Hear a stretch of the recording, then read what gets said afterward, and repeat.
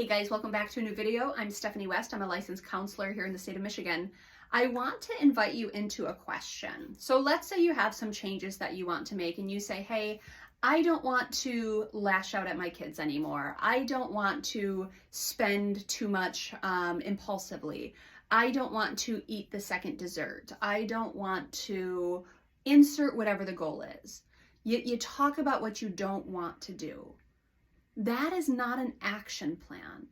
So to not do something, and in many of our stories, there's probably a lot of things that if we stop doing them, it would be for our good. It would be a better step towards health. It would be some sort of progress. But a lot of times true progress isn't what do I want to stop? It's what do I want to do instead? So I want to ask you that instead of lashing out at your kids, what do you want to do instead? Instead of indulging in the second piece of dessert, what would you rather be doing? Instead of impulsively spending, what's the plan? And we've talked about that before. What is your plan? If you want to change a behavior, it's not just about stopping the negative. It's about what do you want to replace it with?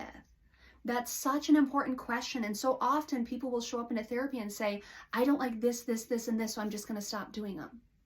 And I'll say, okay, so we can stop them, but then there's this gap. There's this lack of something going on. There's not a coaching towards better necessarily happening. There's just a ceasing of doing the negative. Let's talk about what better looks like. Instead of lashing out at your kids, what if your job is to speak honestly about your frustration? Model emotional intelligence for them. Say things like, hey, I'm feeling really overwhelmed right now, and I can tell that I'm going to say things in an unkind way, so I'm going to wait a little bit.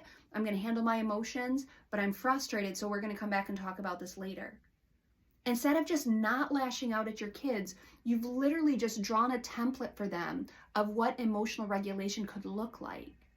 So instead of saying, hey, I just don't want to eat the second dessert, and then you're white knuckling it through it, you say to yourself, I'm not going to eat the second dessert. Instead, I'm going to go talk to so-and-so and have a conversation and connect that way, and not fill whatever the ick is going on with dessert, whatever the dis-ease is. I'm going to go connect to someone instead. What's really cool about doing that is now instead of just stopping the bad behavior or the unwanted behavior, you've now replaced it with something that's a positive, hopefully, something that moves you towards health. But you've also set a micro goal. And goal setting is huge. We actually get chemical payoff, dopamine payoff from setting a goal and following it through to execution. So now each time I set that dessert aside, and not only do I set it aside, but I go connect with someone, I go talk with someone, I give myself an atta girl because I not only didn't do the negative behavior, I added in a positive behavior, I set an intention, and I executed the plan. So I have good things added, I have the neurochemical payoff for following through on something, and I didn't do the behavior that I want to eliminate.